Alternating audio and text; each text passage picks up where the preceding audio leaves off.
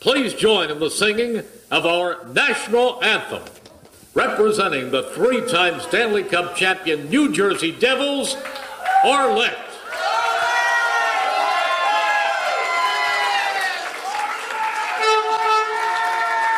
I feel like I'm at a game. Oh my gosh.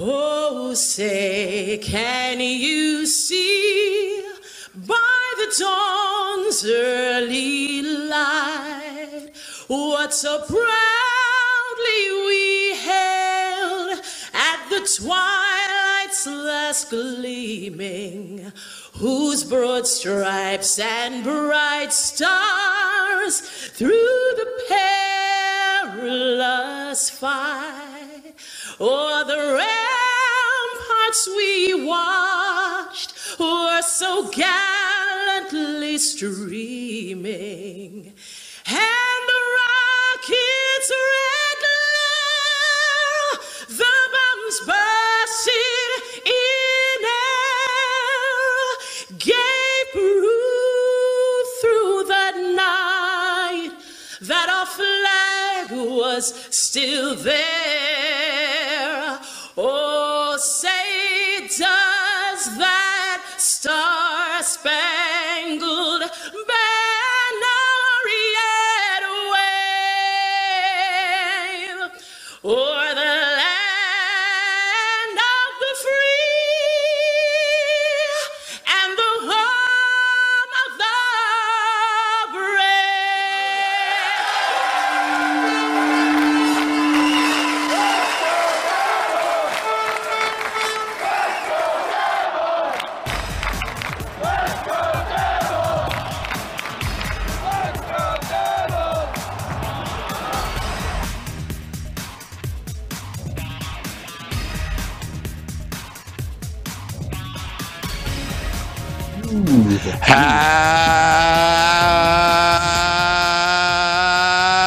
Happy Devils Sunday.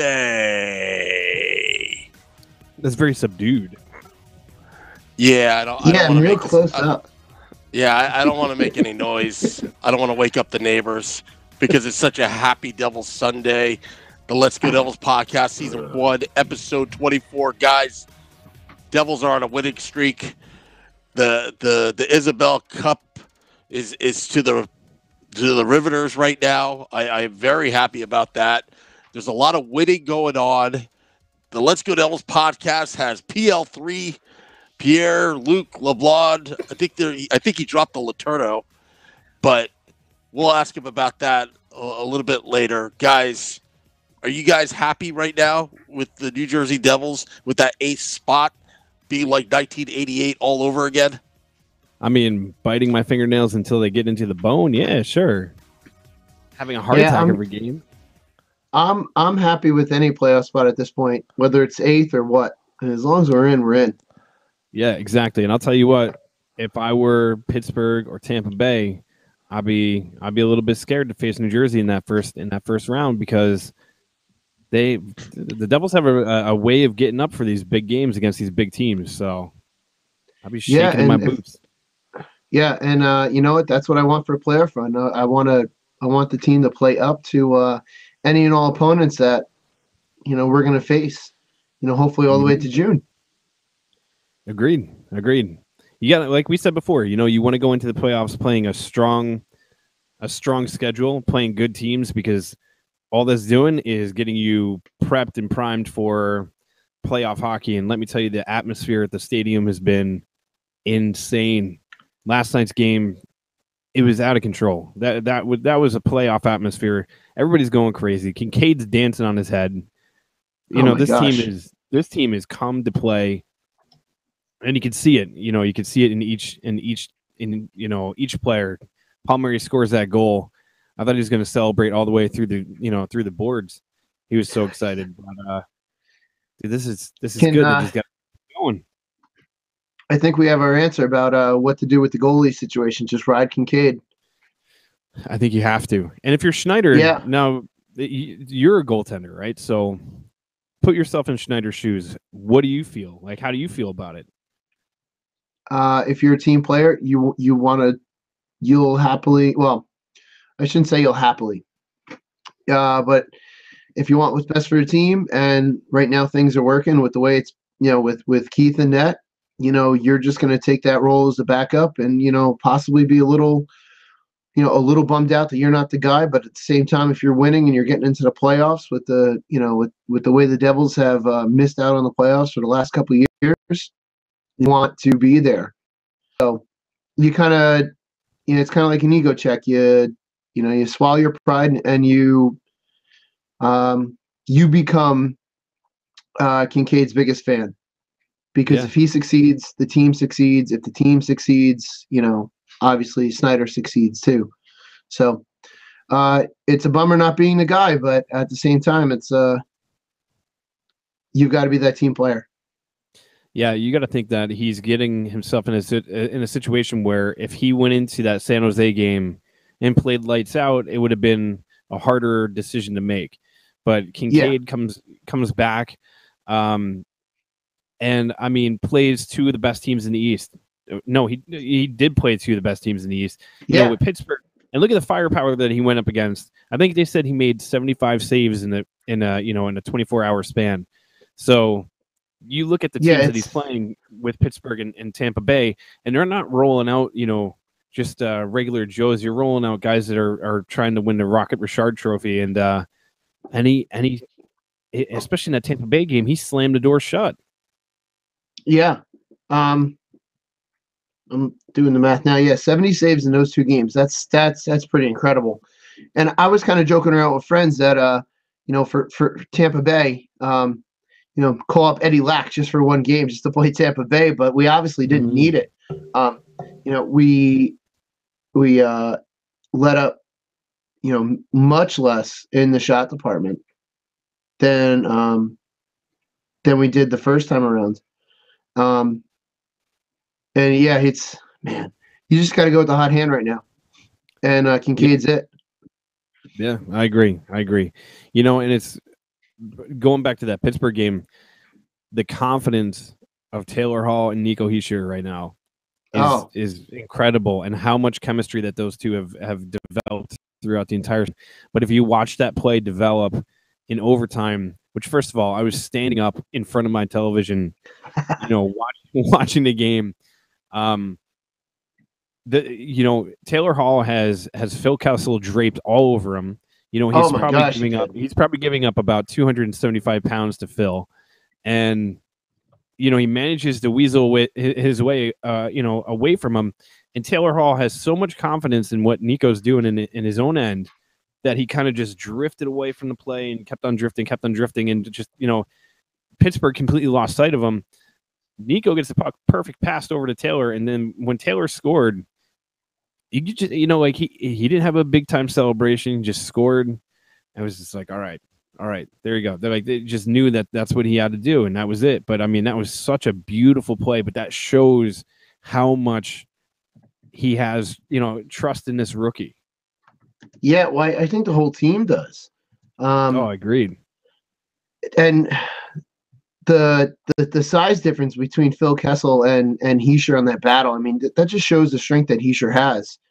And I do know that part of that lack of a celebration with Hall was he wasn't quite sure if the puck was gonna, he knew he got a 5-hole, but whether or not it was gonna go in or come out the other side.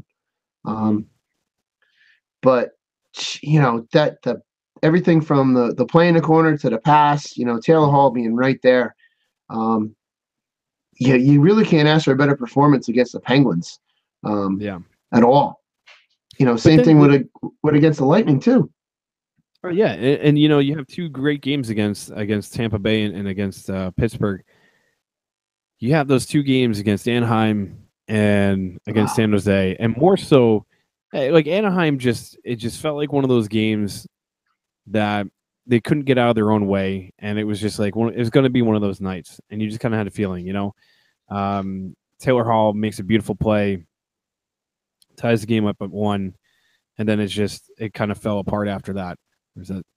But San Jose was just god awful, and I mean, even Coach Hines after the game said, like, from the goaltender out, it was abysmal. It was just a terrible game. To see them bounce back, especially coming back to Pittsburgh, knowing that you have a back-to-back, and like I said, you're playing a back-to-back with a travel day. Well, not even a travel day, like you're traveling travel series of hours. Travel series hours. Of hours, yeah. And then you're playing the two top teams in the East, or two of the top teams in the East. And to pull those 2 wins out. So you're getting away from that road trip with a 4-2 record, and you're playing Tampa Bay, and you sweep the season series from them. Like I said, if I'm Tampa Bay, I'm a little nervous to see New Jersey in that 8th spot. But even if you look at the entire road trip, you gave a drubbing to, let's not forget Vegas, who's one of the top teams in the league too. Mm-hmm. They took care of 3 of the top teams in the league over a 2-week period of time where they were away from home.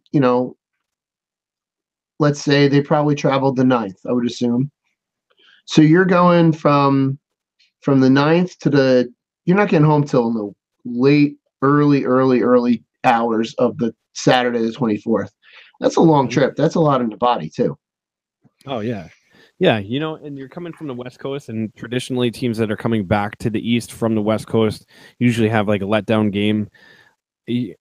This team, but this is what's confusing, is like they have for the last 2 months, it's like you win 3, you lose 2, you win 3, you lose 4, and there's like that consistency level. You just hope that with 7 games remaining, they need to at least go a minimum of 5-2. You look at what all the other teams around them are doing, and especially the one team that's really chasing them is the Florida Panthers, and I think they're 11-3 in their last 14 games or something like that. Their record is pretty amazing. So you got a team that's really hot that's chasing you. You're chasing teams that are almost uncatchable because they're all on fire. Columbus with last night they snapped their 11-game winning streak or something like that. But this is good. Good. They have no choice but to continue to win. Like, I know that's easy to say, but it's crazy. Oh yeah, no, it's definitely easier said than done. But the only, by the way, I have updated stats this week because I have my laptop, not my phone. Nice. But looking at looking at the standings, like it's man, we're on 86 and Florida's on 83. The problem is, we've played 2 more games in Florida. Yeah, they got 2. That's always the kicker when you get into all of the crunch time of the season. So it's almost like a false set of standings, because it's not really a true marker. Yeah, we're ahead in points, but Florida has the opportunity to, if they take advantage of it, get 4 additional points, which overtakes us in the standings. So that to me is scary. Yeah, but the one thing that the Devils have on their side right now is you look at the schedule that that Florida has to play for the remainder of their run, and they have some clunkers in there. They have to play Ottawa, and they have the games like that. But then they also have to play the Bruins 3 times. So you can't think that Boston's just going to sit back and kind of let Florida walk into the building and take control of the game. So you hope that those 3 games, that at least Boston can win 2 out of those 3. Their schedule is a little rough, but at the same time, what it really comes down to is the Devils need to just take care of business. You know what I mean? Like, they have to. I've got Florida's schedule up now. Islanders on Monday, Toronto back-to-back with Ottawa Wednesday, Thursday. And they're away in all these games, so they've got a significant road trip at the end of the season. My only worry with the Boston game is that Boston came to them, and they lost 3-0, to the Panthers. So that's kind of scary. But then come April, Carolina and Nashville back-to-back, Boston break, Buffalo back-to-back with Boston, up in Boston. So, they've got a rough schedule. Towards their final week of the season is looking like their worst part. But maybe our Brooklyn and soon to be Belmont neighbors, the Islanders, are gonna do us a favor and beat them. I'll take that favor from the Islanders. Yeah, seriously. And you got to think that the Islanders, like teams like that, are not going to quit. You have Buffalo in there, and you have the Islanders in there. They're out of contention. Yeah. The Islanders they're a tricky team because I think the other night they were down. I forget who they were playing. They were down like 7-2 or something like that, and they come back and they got it close to 7-6, but then they ended up losing. So they could score, they could put up points. It's just the fact that they need to stop the puck. So who knows? There's a lot of teams that we need to help keep the Panthers at bay. But at the same time, like I said, if the Devils win, 5 out of the last 7 games, that puts them in a good position. So yeah. Let's see destiny's in our own hands. I don't want to have to rely on scoreboard watching to get into the playoffs in the very end of the season. I hate that too because you have no control of it. And then you start thinking about the games that we gave up a point here, a point there. Yep. That's where all that comes back to really haunt you.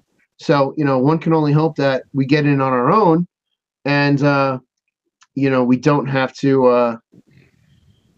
We don't have to rely on other people. That's the last thing that I want. Yeah, and so it's just this is the time of the year. This is they're starting to turn it up. You can see that the play of the team is really intensified. Like I said, man, Kincaid has just been he's been playing like a number one. Those last 2 games. And it's like it's not even like he's seeing easy shots. And it's not like he's going up against, against the Islanders or against Ottawa or against teams like that. He's going against, the last 2, Sidney Crosby and Stamkos and Evgeny Malkin and Kucherov. And, you can go down a laundry list of people that can put the puck in the net. So just ride the hot hand, see how it goes, and hopefully they sneak their way into the playoffs. And if they do, I'm telling you, they're going to be a dangerous team to play in a series. Yeah, no, agreed. I think we need to introduce our guest this week. Yes, we do. Yeah, we have on tonight Pierre-luc Leblond, the PL3. Pierre, are you there? Yes, sir. Pierre, how you doing? This is Shorts Guy. How you doing tonight?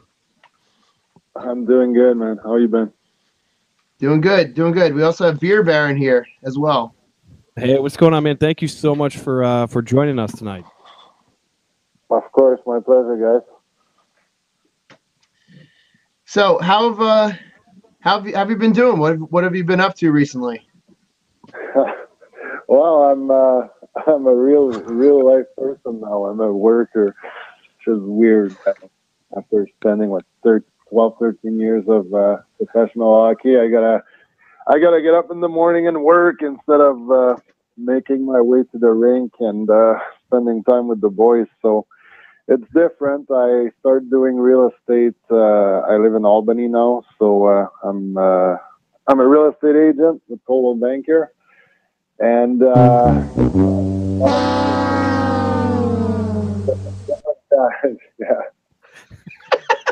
That was Sam, by the way. Yeah, that was our producer Sam with the sound effects, man. So you said you gotta wake up every day, just go to work, kind of like a regular Joe like us. So when you got away from hockey, was that like a weird transition for you to kind of be like, wow, I don't have to go to the rink today, like, I don't have to worry about warm-ups or going out there and getting ready for a season? Well, yeah, I took the decision in the middle of the summer, so it was weird, when I stopped working out. I've been going to the gym every morning for 15, 16 years, and skating in the afternoon and all that stuff. So yeah, that was tough. And sometimes I wake up and I still feel like going to the gym, but I got something else to do. That's all it is. Man. I mean, I've been saying that for years. That's why I've kind of I've gained a few pounds. Yeah. So being away from the game. Yeah, no, I was just gonna ask. You've got to miss the game, I'm sure. Are you still playing at all, or have you hung up the skates completely?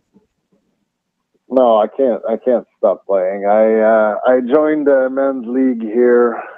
It's been a lot of fun. We had a really good bunch of guys, and I did a couple tournaments. Just about 2 weeks ago, we had a 3-on-3 tournament.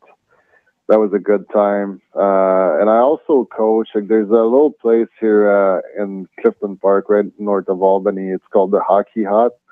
When I was still playing, I would go there just to train. It's a small rink.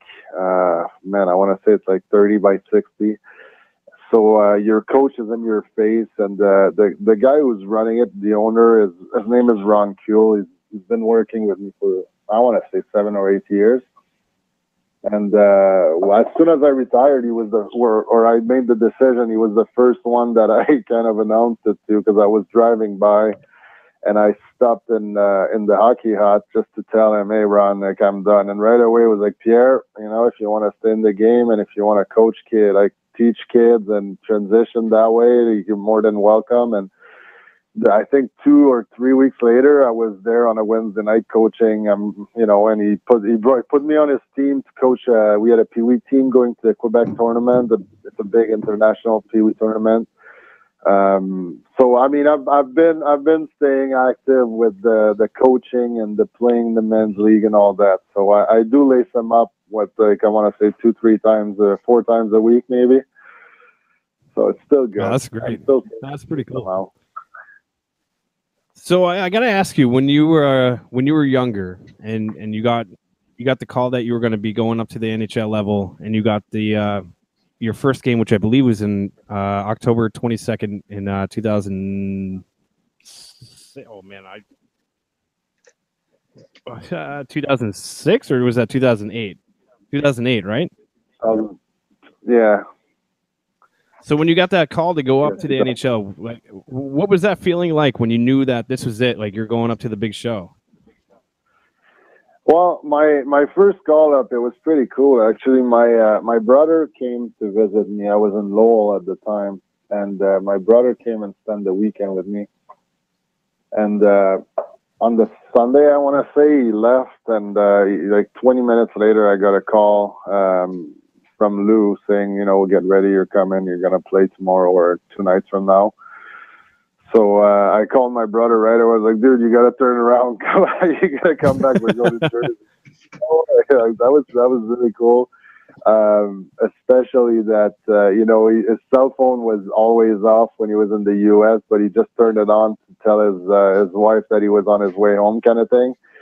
So for the roaming, whatever. Like, long story short, it was pretty cool. And then the usual. You call all the family and the friends, and everybody tries to make arrangements to come down for the game. And I think I probably had like 15, 20 people, like friends and family, who all came down. It was pretty cool. That's awesome. So with all those friends and family, we won that game too. So. That was even better. And that's right. And you had an assist on Dave Clarkson's goal in that game. That's right. Yeah, Clarkson was still scoring goals back then. He I just gave him the puck and he took care of the rest. I didn't do much. How was that walking into the locker room for the first time with into the New Jersey Devils locker room, like, Clarkson, Brodeur, and all them there. What was that feeling like?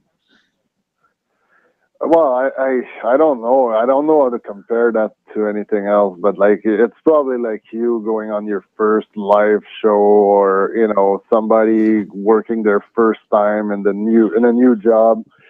It just feels so surreal. It's like, yeah, okay, I'm here. I got a job to do, and even though you've been doing it your whole life and you're ready for it, you're prepared. Like,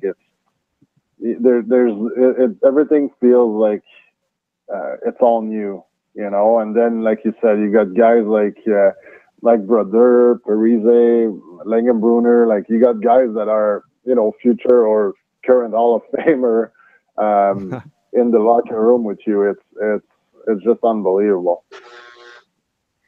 Now, So while you were you call the family, they all come down. Are you the one picking up the bill for all those tickets for them? Wow, how did that happen? I feel like I don't think I paid for that game, guys. We I don't know if it's still that way in the NHL, but we used to have two comps, like two tickets that you know, everybody could get two tickets. So I went around the locker room and asked the guys if I could use theirs. I gotta be honest, I don't remember paying for extras. I don't know if the Devils took care of me or whatnot, but I don't remember. I might have had to, but it's too far. That was a detail at that point. That very day, I couldn't care less. Like I just wanted my friends to be part of it. You were there. Yeah, that's probably what you care about. You were there, and you wanted all those that supported you to be there too. Yeah, exactly. It was not only about me that day. You know, it was more about me. My family had to be there. You know, it was just something that it was not about the money. It was about, you know, hey, we did it kind of thing. And it was pretty cool. Like the support that you have growing up. Even back then, I didn't realize how much my parents did for me as a young hockey player, all the sacrifice. Like, I didn't have kids back then. I was a kid. I was 24, I think. So now that I have kids and that like I just said, I coach hockey, I coach peewees, like 10, 12-year-old kids. Like, to see what the parents do, like the traveling and sitting there during practice and pushing their kids and just supporting them. I'm like, oh my God, my parents did so much. Like, if I could relive it, I probably would be even more thankful. That's pretty awesome. Now, when you were younger, when you were a kid and they were bringing you to the practices and things like that, at what point did you realize, like, man, I have a shot to make it into the NHL at you know, any point in your young developing career? I never did. I never thought I had a shot at it. The first time was my first preseason game when I played against the Rangers. I think it was my very first one, and I fought Donald Brashear, and I survived it. I was like, oh my God, I might have a shot at this. But no, man. Even my first 3-4 years pro, I didn't think about it. I didn't even dream of it. I don't know. I was just happy. I was going with the flow. I was playing in the American League. To me, it was just already a big achievement. And, you know, I was just living the dream at that point, and then it just got better. That's awesome. Yeah, it's funny because, like, you know, you look at the NHL now, and the role of the enforcer is kind of not there anymore. And this is a question that as soon as we found out that you were going to be on the show, I was like, I have to ask.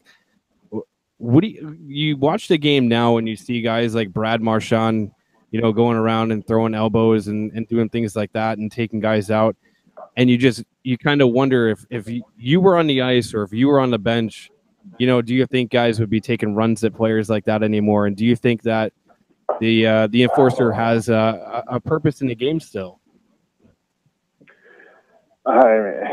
It's a question that we could talk about for a couple hours. So if you guys are ready, let's go. The way they try to police the game, and with all the rules and suspensions, and no, I don't think the enforcers ever have a role anymore. If you go back 10 years, 20 years, and those things happen, they would not happen again. They would happen on accident. They would happen because in the heat of the battle. It would not be a cheap, dirty shot like you just said, Brad Marchand, at the end of a game when there's nothing on the line and he just goes and flying elbow and takes somebody out for absolutely no reason. If it happened by accident, or in the heat of a battle, of a tight game, well, it would be taken care of and it would not happen again, at least not by that guy. But the way the NHL is now, and no, there's no more accountability. That's sad, but it is what it is. Yeah, and I think that's one of the harder things to watch is, like you said, back, a couple, even, 6-7 years ago, you had a guy do something like that and he had to answer to the enforcer on a team. And now it's the game is so different. And I understand that they want it to be faster and they want things to be, higher scoring and stuff like that. But at the same time, for me as a fan and just as somebody who loves hockey, I feel like the enforcer is an extremely important part of the game and should never should be taken away, because like you said, you see guys running around doing these dirty hits and it's like there's nobody to hold them accountable. And I think it's it's going to end up, somebody's going to get really hurt really bad, and maybe they'll bring the enforcer back that way, but until then it's sad to see. Yeah, I mean, do you really think a guy making $5 million a year cares about a $5,000 fine? Like, come on, let's be real here. Yeah, exactly. You don't care, man. Like, not that they have that in the back of their mind before going on playing the game. Like, oh, I don't care if I take a suspension, it's going to cost me $5,000. I don't care. They don't think that way, and I know that, but like it's not gonna make a difference. It's not gonna stop those things from happening. I don't know. From being in the game, like I just don't think. But at the same time, like even if you have enforcers, does it really change the mentality of the game? I think it's just the mentality's changed so much in the last 10 years that whether you have enforcers or not in today's game, I don't think it matters. Guys come and go. Everybody gets a call up. Like there's 10, 15 new guys every year that gets a shot. Back when I started, it was 1 or 2 guys would get a call up. And if it was a good year for the minors, like you would get 3, maybe 4 guys who would get a call up. You had to play 4 or 5 years in the minors before you got a game. Like, it's just so different now. Like, I don't know if it's the entitlement of like everybody's getting a chance, or it's the salary cap that's changing things around because they want to bring younger guys, giving them a shot.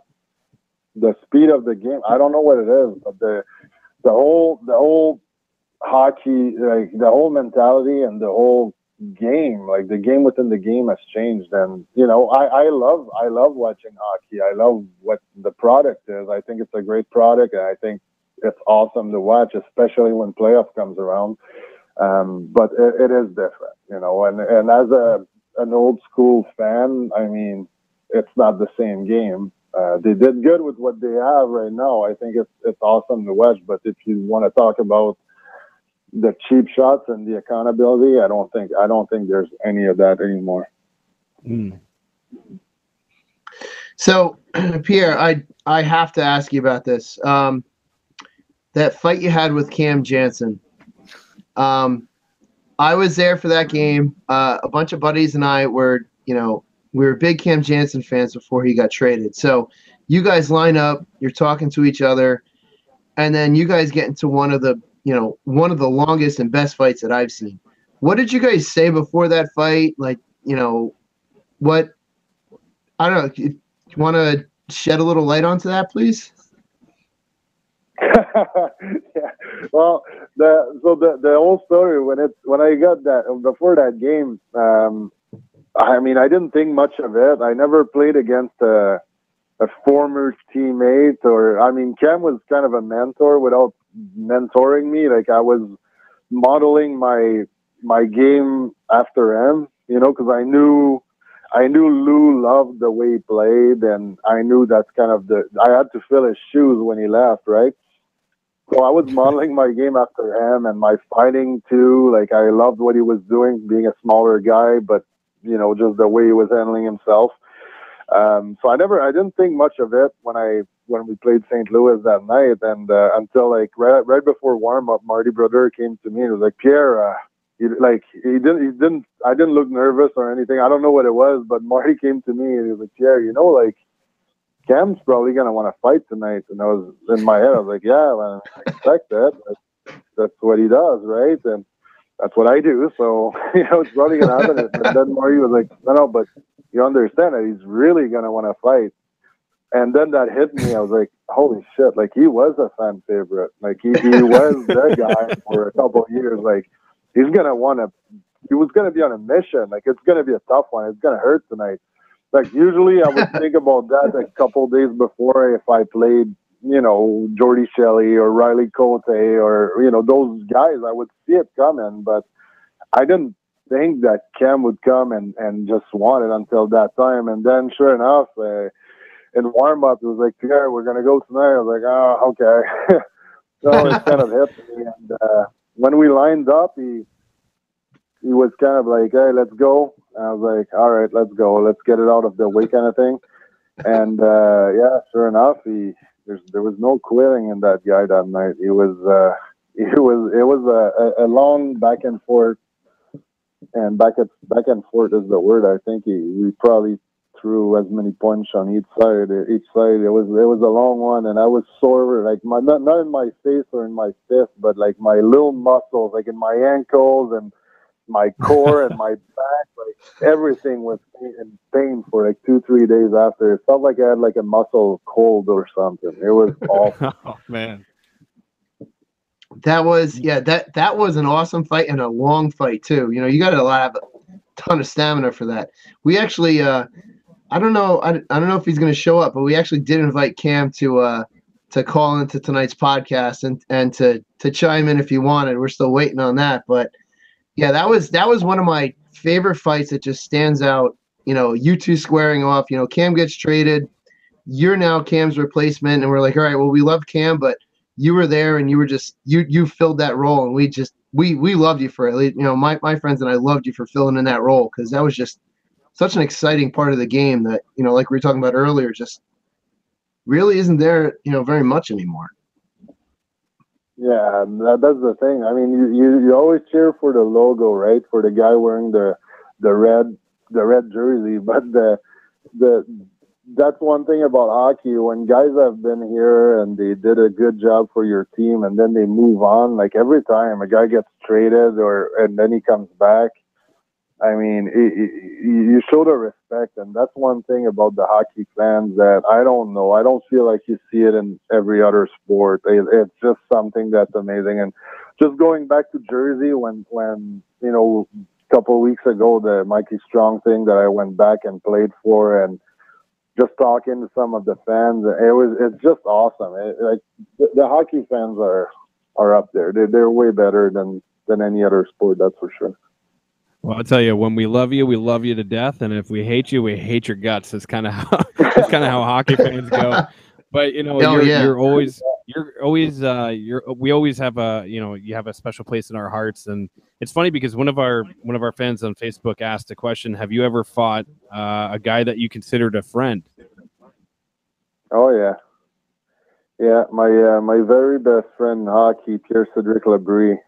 That was a weird one. He was in Norfolk and in the AHL, and there was a scrum in the middle, and we played back-to-back nights, right? We played like Friday, Saturday, because traveling down there, it was always the way it was. We played 2 nights, and so there was a scrum in the middle, and I turned around, and he turned around at the same time. Gloves were off, and we grabbed each other, and we're like, "Oh man, what are we doing?" So we fought. It wasn't a big fight, but still, like PC is a beast. Like he's just one of the strongest men I've ever worked out. It was my training partner in the summer, and he's just the strongest guy. So anyway, we both survived, and we met at the restaurant right after because we were back grabbing dinner together after the game, and we were just sitting at the bar at the restaurant down on Granby Street, and not a word. Like we didn't speak for like 5 minutes, and then 5 minutes later, John Cooper walked in the place, and he was like, "Guys, what you did tonight was ridiculous. I've never seen anything like that. I can't believe you fought each other." Like John Cooper is the coach in Tampa right now, but he was the coach in Norfolk back then. And he was just like, I have so much respect for what you guys did, and like, good job, kind of thing. And then it kind of loosened us up, like, okay, it's just a job. Like, it's just a job. We did what we had to do, but we can still have dinner. But yeah, that was a weird and crazy one. But yeah, fighting one of my best friends, it was tough. That's great. You know, So- it's So Pierre, you came out of retirement for one game with Adirondack. What happened with that? That was awesome. So it was Saturday morning. I was in the middle of showing a house to a client, and my phone rang. So it was Brad, the coach in Adirondack, and I met him over the summer because when he took the job, I was up there actually. So I went and said, introduce myself. If you ever need anything, here's my business card, my phone number. So call me. And sure enough, his name pops up on my phone. I was with my client. I was like, dude, I gotta take that. Hold on one second. So sure enough, he's like, yeah, do you want to? He's like, I need someone to fill a jersey tonight because we got 3 call-ups and 2 guys are injured. 1 guy's suspended. He's like, I need somebody to just put a jersey on. Can you come up? So I was like, let me think about it. So I hung up. I called my wife, and she was like, just do it, whatever. So I called him back, and I was like, listen, if I'm coming up, it's only an hour from my house, right? It's not that far. So I told him, if I'm coming up, I'm playing. He was like, sure, you'll play as much as you want. So anyway, I drove up there, and I think I got 3 or 4 shifts in the first, like my usual, 3, 4, and then 3 or 4 in the second. And it was like we were down 3-2, I think, going in the third. And he came to me and he was like, hey, Pierre, good job. It was just one way to say, like, you're done for tonight. I thought it was awesome. But it was cool, and they have a good team up there. The young guys are just working their balls off. It was fun. So I mean, I got to watch the game from the best seat in the house. Usually I watch it from the penalty box, but I didn't fight that night, so I watched it from the players bench. So it was really cool, and they put on a good show. We came back and won in shootout, so it was awesome. That's so cool. And now, when you got up into the game, were you thinking, oh man, I wonder if anybody's going to try and challenge me because I came out into the ice? Like, were you expecting anybody to try to go toe to toe with you? No, they had a tough guy on the other team.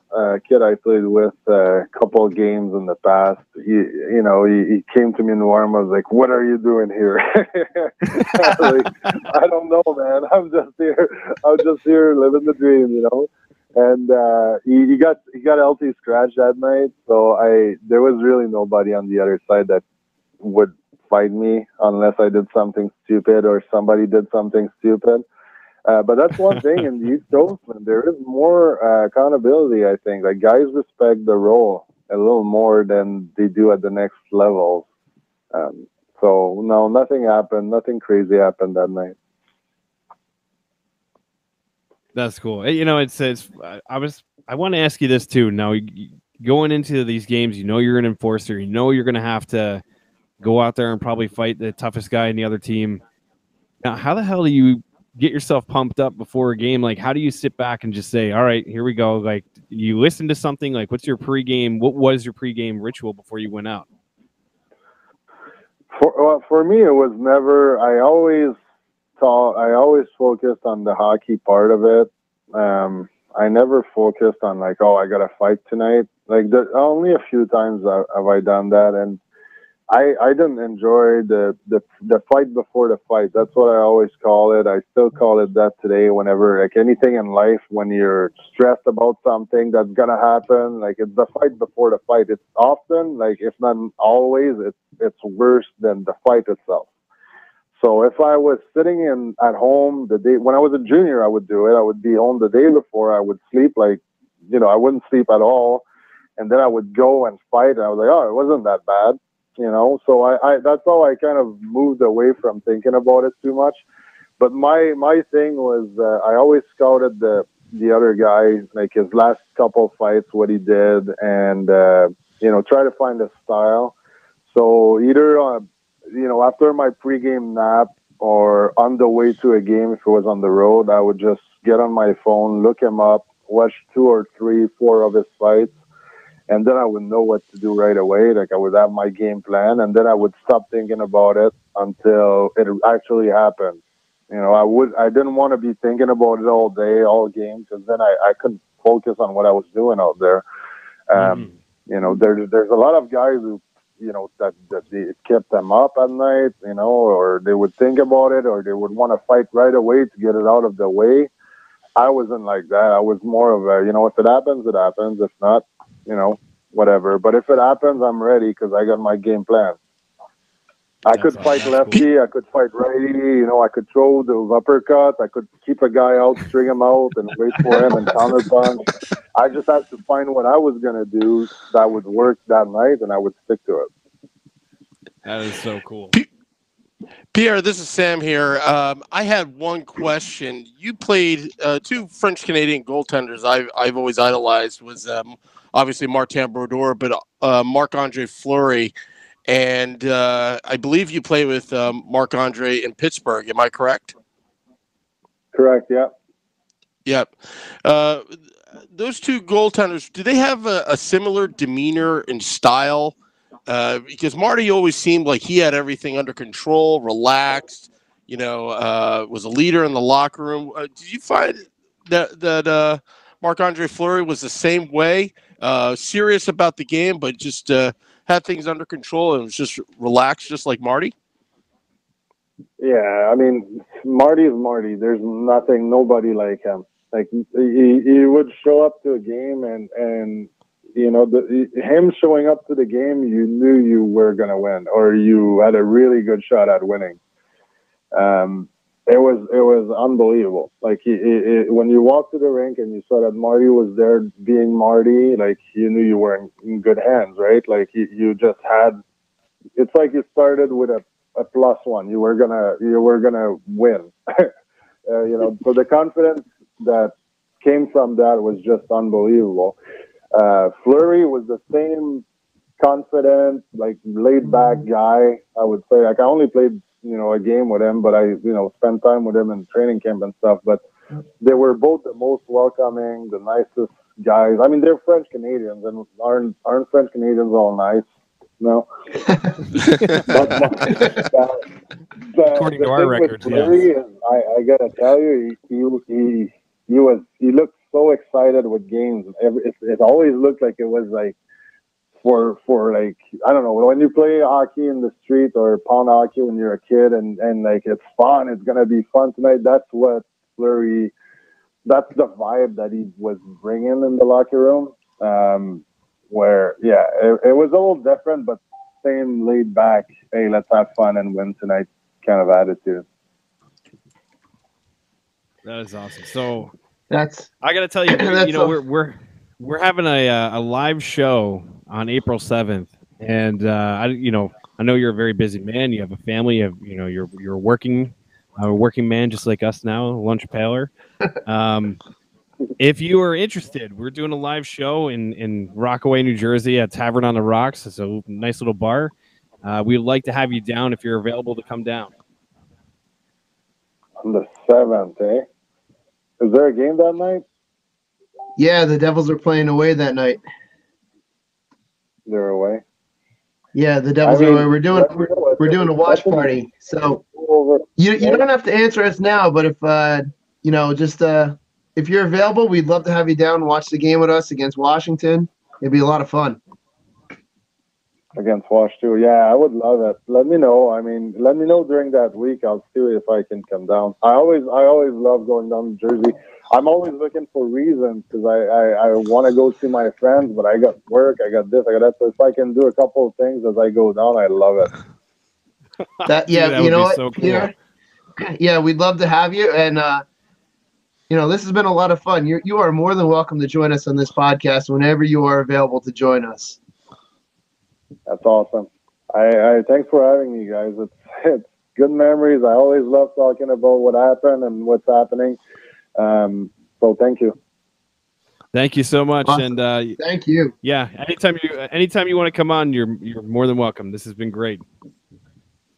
That's awesome. Thank you. I appreciate it. Thank All you, right, man. Pierre. Have a good night. Appreciate it. Good night.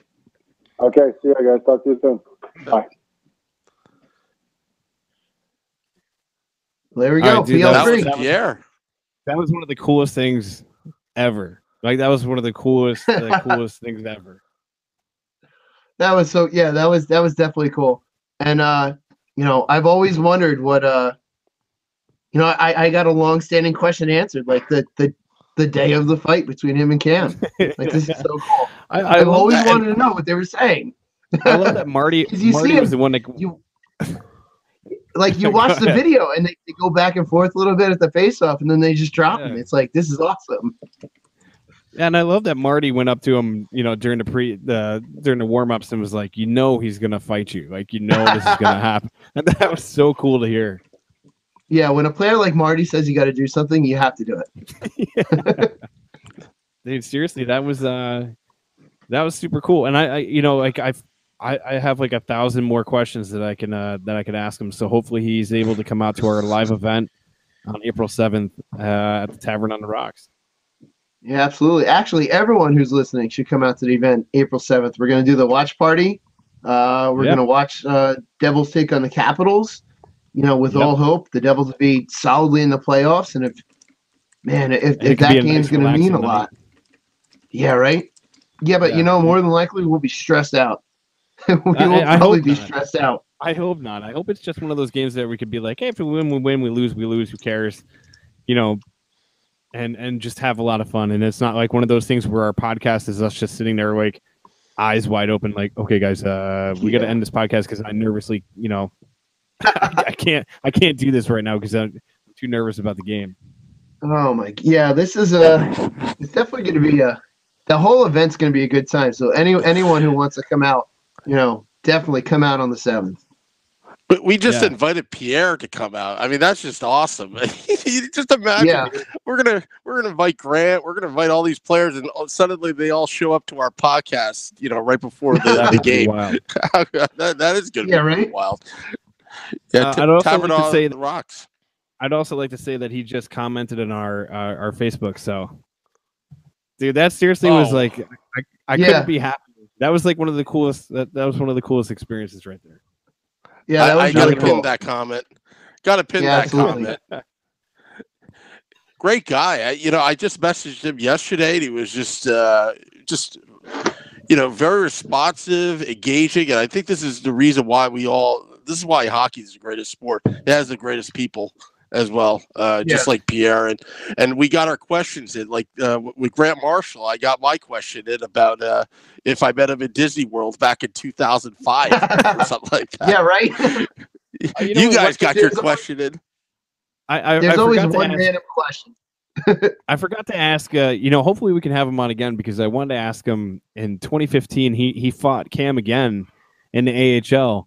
And I wanted to know, like, what, if they knew they were going to play each other that night, if they were both like, all right, this has to happen. Like, if it was like a kind of a premeditated thing, but that was, it's so, you see, the thing is like, the thing I love about hockey players is they let the curtain down and they let you into like the world that we don't get to see. We don't understand what happens in warm-ups or the locker room and like the conversations and camaraderie that they have. And it's so cool to have somebody like Pierre come on and be so, just open about everything and just be able to talk about it and give us like a glimpse behind the scenes. Yeah, especially a player, as an enforcer and hearing those small things like, Brodeur telling him that he's going to have to go tonight. And it's like, those are just some, cool things that you don't hear in, you just don't hear them normally. It's the small intricacies of the game. And I love it. It's great. Yeah, I agree. I can't wipe the smile off my face right now. I feel like such a fool, but that was so cool. So we got some big games coming up, boys, this week. The last two games, Pittsburgh and Tampa Bay, come Tuesday and Thursday and Saturday. I mean, these three games coming up. The New Jersey Devils sitting at the 8th spot, the wild card. Again, it's one game at a time. Ride Keith Kincaid Ride Keith Kincaid. There's Ride 'em. no time. Ride 'em. No time for slumping right now. You got to go for it. And Taylor Hall, that overtime goal against Pittsburgh, that guy's clutch. By the way, I'm sorry. I think we need to rename 9 Wall Street, where we're going to be on April 7th, to 9 Hall Street, and just give directions there. Just put a big H. Put a big H on the W. But yeah, exactly. You know, I wanted to say this earlier when we're talking at the beginning of the show. In that Pittsburgh game, if you watch Taylor Hall, he was on a mission that game. Like, just his style of play, like he was all over the ice. Every time he was out on the ice, you saw him out there. Like, he was making a difference. He was going out there, taking shots. He was just, you could like these guys like Palmieri, Hall, like these guys that, well, Palmieri's been in the playoffs, but like Hall especially, like you could see how much he wants this team to make it into the playoffs. And I don't think he'll be happy with just making it in either. They're pushing for the big time. Yeah, and it's the lack of celebration after that Pittsburgh goal. You know, there was talk like he wasn't sure if it was going to go in or not, but it was almost as in like a, there's still work to be done. Let's not go nuts over an overtime win against the Penguins today, because we're still not in completely yet. Exactly. We're not 100% like secure where we are. No, we're not. And, you got to imagine it's got to burn him to know that, the season he comes here, Edmonton finally makes the playoffs and we missed it. He wants that bad, just like the rest of his team does. But, you can tell like there's still work to be done. And I think he realizes that, and the rest of the team does as well. But if they just keep pushing and, we're going to make that playoff spot. I also wonder if now that the streak is over, which we were also pumped about, is he playing with a little bit more of a relaxed feel and not, having that pressure to keep that streak going? Great point. That's a great point. And you see other guys around him like picking up their game, and like we said earlier, like the way Nico is playing right now, he's just he's getting to that next level of. He's not just a rookie anymore. Like he's getting to that next level where he's like starting to ascend to where he's going to become, an elite player. Yeah. We really made the right choice with him. I'll say this. 100%. I'll say this over and over and over again, because that was the debate, between him and Nolan Patrick, and it's the Devils consistently have throughout their history, and this is going over multiple regimes, and at the general manager spot, they always pick the right player for the team. Yeah, you know what? You can make an argument that maybe the one player that wasn't the right fit for the team, but we picked up, was possibly Kobe. But aside from that, the Devils, as a franchise, have always picked the player that's going to fit the franchise instead of picking a player and somehow make the franchise fit around them. Yeah, I agree. And, look at guys like Blake Coleman. Blake Coleman, I sing this dude's praises every podcast because, like... Yeah, no, you do. He'd come in and he grinds it out. He's been playing some pretty damn good hockey. He's been playing, a two-way game. And that goal he had, let's talk about that goal he had in Pittsburgh where he scored.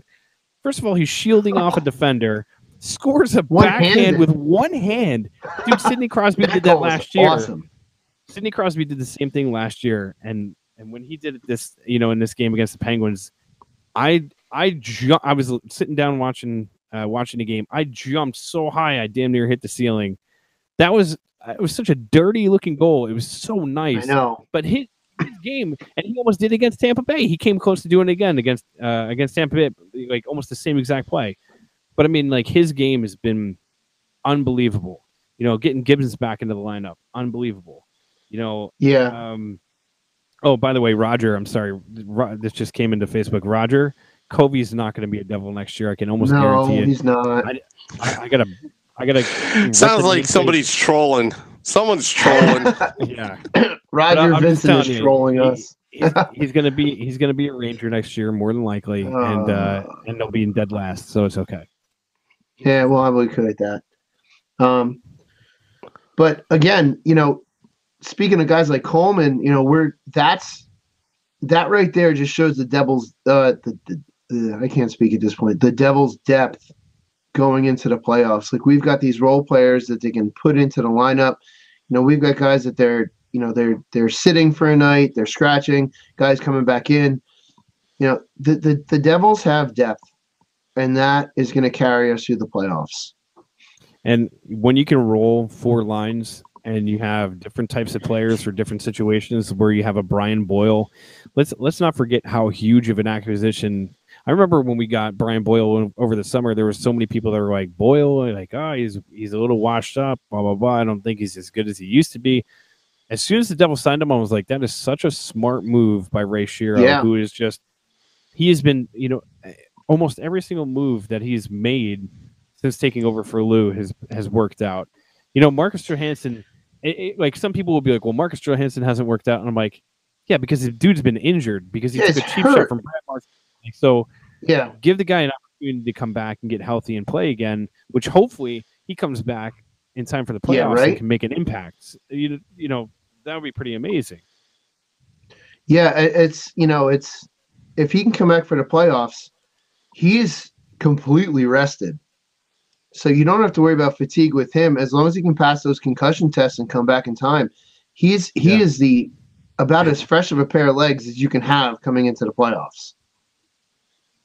So that is really something that you want, and he can absolutely help this team on a playoff run.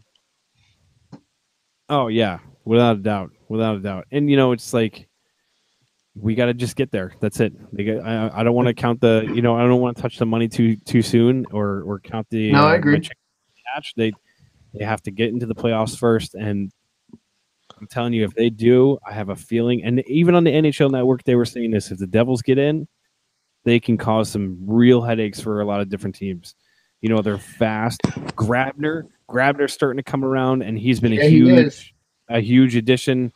And you just see this team like gelling together, and you just kind of hope that if they can get into the playoffs, they might be one of those teams that can go, like look at Ottawa last year, make it all the way to the Eastern Conference Finals, just that kind of like magical run. Yeah, just look what the Devils have done against the Penguins and the Lightning all season. You don't. We've talked about this over and over again. They're a team that plays up to their competition. You don't want to play the Devils at all. If you're anyone, even if we come in the 8th seed, that's 7 teams above us that are not going to want to play us, and we're not supposed to be here. This is a rebuilding year. We're supposed to be, doing this maybe next season. We're well ahead of schedule at this point, and if we make the playoffs this year, forget it. It's anybody's game. As soon as you get into that tournament, it's anybody's game.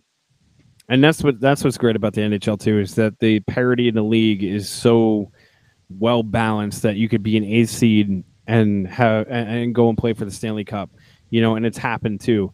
So it doesn't matter if it's not like, and we've talked about this before, it's not like other leagues where if you're a lower seed and you get in, you're just going to be a one and done, or you're just there for window dressing. Yeah, if you get in, you're cannon fodder at that point. Exactly. If you get in, if they get in, they have a solid shot on, making a run. And who the hell knows? If Kincaid is heating up, which he's been playing, he's taken 30 plus shots a game. And some of the saves that he's making are absolutely incredible. And no, and it's not, like I said, it's not like he's taking like easy, he's getting point blank shots just right into the chest. It's like he's getting hard saves. He's getting a lot of quality saves. So if he can continue to play this way, if he can continue to be hot, you ride that wave all the way to the Cup. Yeah, and then Sam wears the Mickey Mouse costume. Yeah, that's right. I forgot about that. We have to keep bringing it up. I don't. Yeah, we get Sam will dress up in a Mickey Mouse costume if the Devils win the Cup. Yeah. and ride a Should bike in case anyone missed that one. a ride a bike. I thought it was ride a horse. Or a horse. Oh that's yeah, what it well, was, yeah. of course, yeah. Hey, you can do either one, Sam. I don't care if you ride a horse or a bike, as long as we win the cup, you're dressing up as Mickey Mouse, and you can ride whatever you want to ride. And to answer to we had Dave on our or David on our Facebook group. He said after those 2 losses in Cali, he was feeling nervous going into Pittsburgh. I think you saw those 2 games in California and you were like, oh God, like what the hell happened? Terrible. We just beat the Kings 3-0. Like what the hell just happened? Like this is that Jekyll and Hyde type of mentality that this team has had, the last couple months, where 1 minute they look unbeatable and then 1 minute they look absolutely atrocious. So yeah, like going into Pittsburgh, everybody was crapping a brick, to say the least.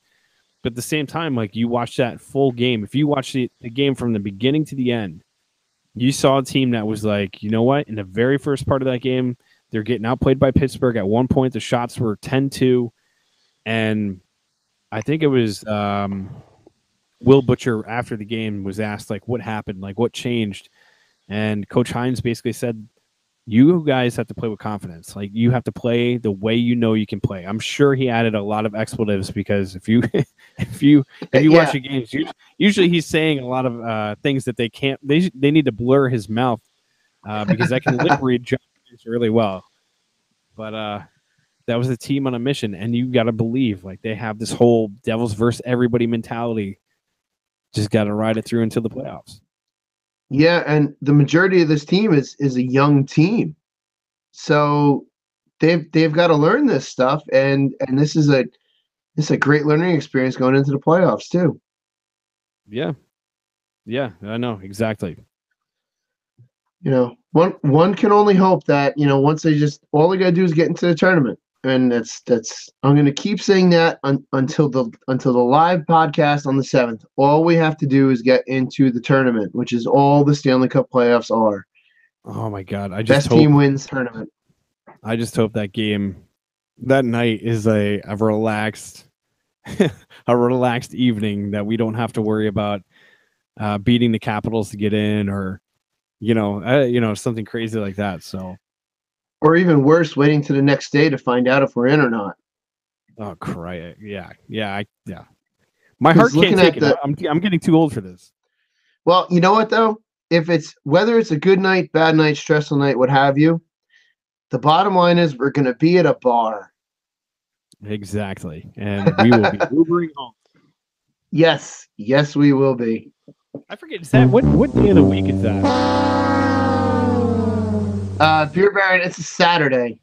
Oh, Saturday. I'm going to answer for Sam. It's a Saturday. It's a Saturday. But, let me tell you what. It's going to be a happy Devil Saturday. It will be a happy Devil Saturday as long as Sam says it right. We'll be good. Yeah. Just think of this scenario, guys. Think of this scenario. Just like in '88, the Devils need 2 points, or they need a regulation win. It's tied 2-2. 39 seconds left. See, already my heart's I can't. See, you're worried about your heart, and all that stuff. Sam's describing this, and I just keep thinking, well, I'm going to need a beer. Yeah. That's my first thought. I'm going to need a beer. I'm sure you'll start to see all my little quirks, all my little like weird things that I do.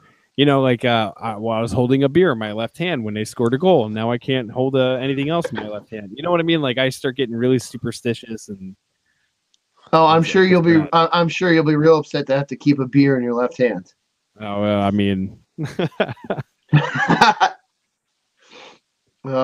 So we got a big week this week. Just to recap before we close it out: Carolina Tuesday, Pittsburgh Thursday, the Islanders on Saturday. We need all 6 of those points. It's just the bottom line. At this point, we need all 6 of those points. At this point, I don't care how we get them. I want all 6 of those points. I'm going to bring up the standings again just to check this, but 3-point difference. We need all of these points. Bottom line, in the next week. So by the time we have our by the time we have our podcast next, just get us 6 points. That's all we want. And if we get 6 points from this point until our next podcast, and you wonder what can you? I don't know if you can, if you have the ability to, but can you pull up Florida's schedule, see how many games they're going to be playing next week? Hopefully they play five next week. I got it right here. As soon as my browser wants to refresh. All right, so this coming week, they have the Islanders on Monday, and then back-to-back Wednesday, Thursday, Toronto, Ottawa, and then Boston on Saturday. All the way. They're all on the road for all of this. So they're making up one of those games in that game in hand situation. So, all right. So realistically, let's hope the Devils get 2 of those 3 games, right? So let's get 2 of those 3 games. So that gives us, 4 points out of that whole situation. Let's hope that the Fancy Cats lose, even if they go 2-2. Well, yeah, let's hope they lose all of them. But if they go 2-2, that gives them 4 points as well. That still keeps us 3 points up. So at the end of next week, no matter what, whenever next Sunday when we have our podcast, let's just hope that the Devils still have either that 3-point cushion or 3 points or more. Yeah. Oh my God, it's just got to keep winning. All we have to do is keep winning. If you would have told me that this was the situation that we're going to be in the beginning of the year, I would have said, "Sign me up. Sign me up for this. This is what it's all about." I'll take it. Yeah, as stressful as this is also a very fun time of year because there's so much at stake. There's so much. Every single game is worth watching because every single game is meaningful now. It's not like the last 5 seasons where, we're getting to the end of March. We're just like, oh, let's just end this already. There's something to watch and something to play for. Yeah. Meaningful hockey. So meaningful hockey. I'll absolutely take meaningful hockey because you know what? That just blends right into the playoffs, which is the NHL play. Nothing beats the NHL playoffs. Nothing. Absolutely nothing. It is. We said this before. You could watch I'll watch a Rangers series in the playoffs. Oh yeah. Rooting against them, of course. But I mean, like, of course. There's nothing like playoff hockey, and let's just hope, knock on wood, our team makes it all the way through, and they can make it into the playoffs because I have a feeling they can do some major damage. And at that point, let's hope that Sam has to dress up as Mickey Mouse. Yeah, exactly. I know a place where you can get a really nice looking costume. Sam, I think you have to get a. Sam, you got to get a screen. Sam, get a screen cap of you in the Mickey Mouse costume for next week.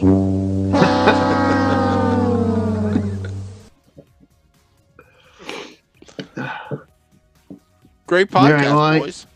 Yeah, I hear the music. I know what that means. Yeah, yeah. Huge thank you to PL3 for coming on, Pierre. That was, if you're still watching or listening, or thank you so much. That was the highlight of the year so far. Man, yeah, Arlette, Pierre, thank PL3, you. Pierre, thank you so much. That was awesome. It's been a great set of weeks. Thank you to the listeners, viewers in the Facebook live chat room. I mean, this is the most commented Devils podcast, and there's 12 of them out there. The most commented Devils podcast in the history of New Jersey Devils podcasts in this world. I mean, that's just amazing. David Perlmutter, Roger, Robert Vanilla, another hardcore listener, viewer. It's starting to grow, and it's starting to grow to April 7th when we all meet up. Devil's Army blog is supposed to be there as well. Yeah, it's going to be a wild time. Yeah. Yep. It's going to get a little crazy, and like we said, let's just be in a good position where we can all relax and enjoy each other's company. But either way, we'll be at a bar. Yeah. Hey, Amanda Nanetti says hi. Oh, cool. Amanda Nanetti says hi. Hey, Amanda. April 7th, you're late. We're just closing out. Yeah, right. And Cairo, you're right. We do have the Penguins number. Yes, we do. Let's keep that up. So, all right. I guess we're done. Are we done? I mean, Are we done? we had there was too much excitement for the entire show. It's just kind of like, all right, I guess we're gonna music's playing. Yeah, Let's wrap it up. then it just drops. Yeah. Well, Roger says he's going to have to be there. Well, Roger, there's promises and then there's promises. Yeah, Roger, I think all the listeners have to be there.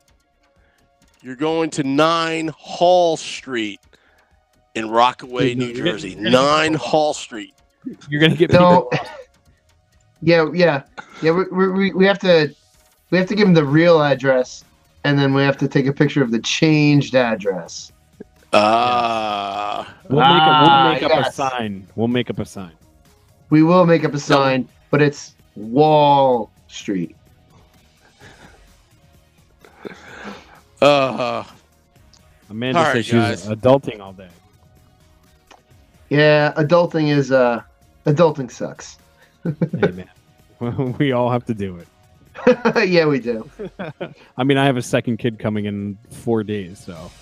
Yeah, that's like uber adulting, man. That's adulting to the max. Which, Which, by the way, congratulations, man.